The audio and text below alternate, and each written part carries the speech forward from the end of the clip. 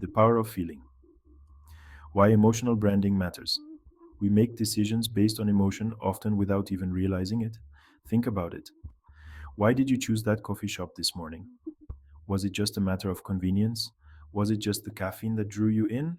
Or was it the feeling you get when you walk in the door?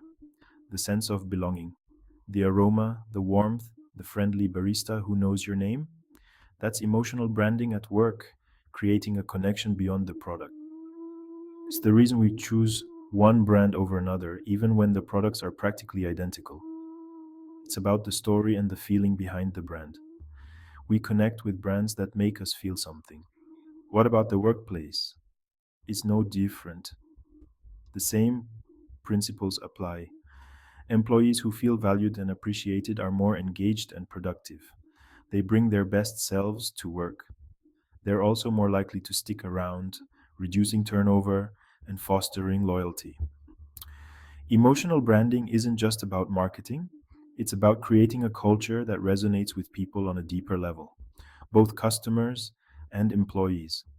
It's about building relationships and trust, making people feel seen and heard. That's the true power of emotional branding, beyond logos and slogans. What is emotional branding really?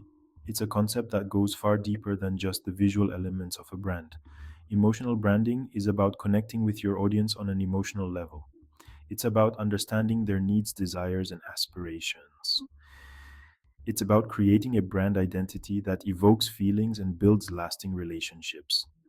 This connection fosters loyalty and trust. Think about brands like Apple, Nike, or Tom's. These companies have mastered the art of emotional branding. They're not just selling products, they're selling a feeling, an experience, a set of values. They communicate a story that resonates with their audience. Apple is about innovation and creativity. They inspire people to think differently and push the boundaries of technology. Nike is about pushing boundaries and achieving greatness. They motivate individuals to strive for excellence and break their own limits. Tom's is about giving back and making a difference. They emphasize social responsibility and community impact. These brands understand that people don't just buy products, they buy what those products represent. They buy into the emotions and values that the brand stands for, creating a deeper, more meaningful connection. More than a feeling. How emotional branding works in the workplace.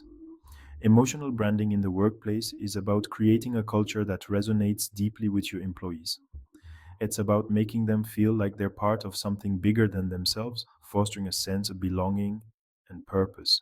This means effectively communicating your company's values, mission, and vision in a way that connects with your employees on an emotional level. It also means creating a work environment that is supportive, engaging, and rewarding, where employees feel valued and appreciated. When employees feel connected to their work and their colleagues, they're more likely to be happy, productive, and loyal. This emotional connection can lead to increased job satisfaction and a stronger commitment to the company's goals. Section 4. Real world connections. Examples of emotional branding in action. Let's look at Southwest Airlines.